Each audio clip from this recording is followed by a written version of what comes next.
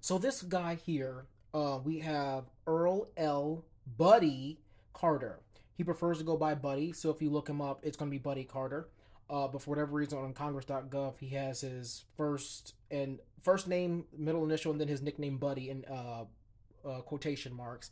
Um, he's a Republican from Georgia's first district. He's been there since 2015. He's one of the wealthier ones, worth approximately $31.4 million. I don't know what to make of this dude because he's the one responsible for the turn Greenland into red, white, and blue land, or is that what it was? Red, white, and blue land. Yes. Um, but here's the thing: when you look at that bill that he sponsored, it's like a joke. And I'm not sure if he did it to be funny or he did it to poke fun at the current administration.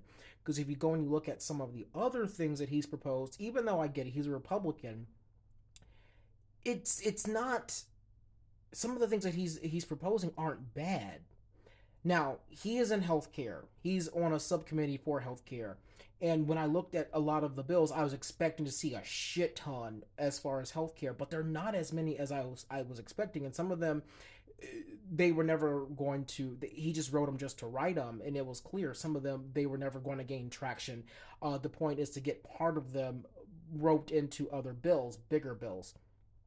But they weren't necessarily all bad, and they didn't scream personal gain either.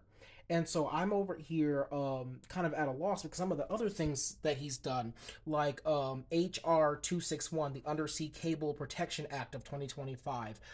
Then you have HR 25, the Fair Tax Act, because there's a lot of people, and there are Democrats who believe it too, that federal taxes shouldn't be a thing, that they should be a state's tax thing. And that's what this bill states. Whether it's feasible, whether or not the language that's in here is meant to be intentionally misleading, I don't know. I'm not going to read and dissect each and every one of these bills.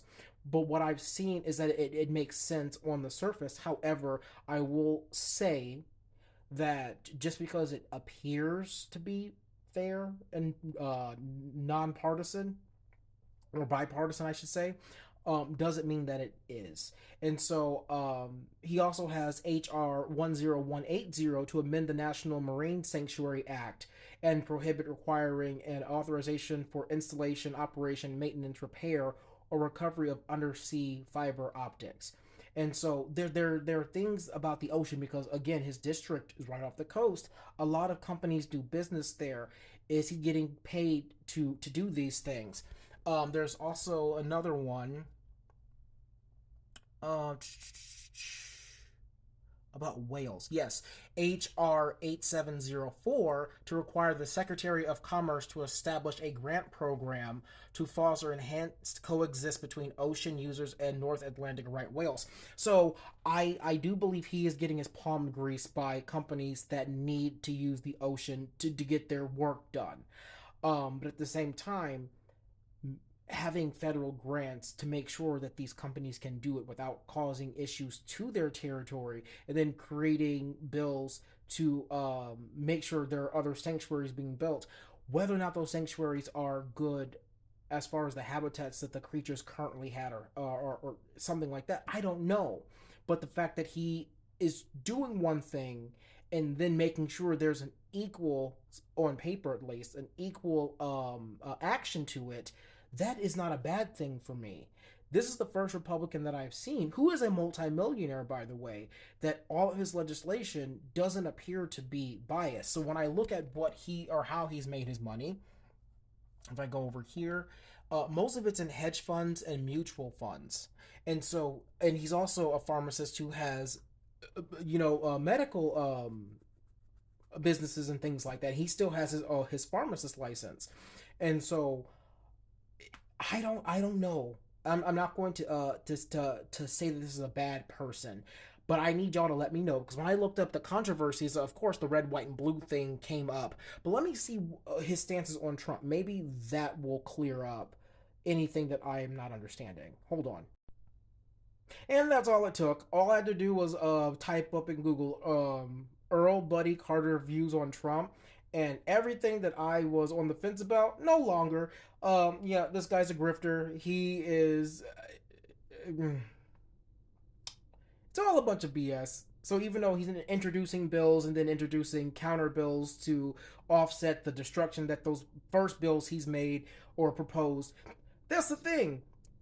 It's all bullshit. Like he's getting them stuck into other larger bills, and he isn't getting the other bills that are supposedly meant to circumvent the damage the bills he initially proposed were going to do.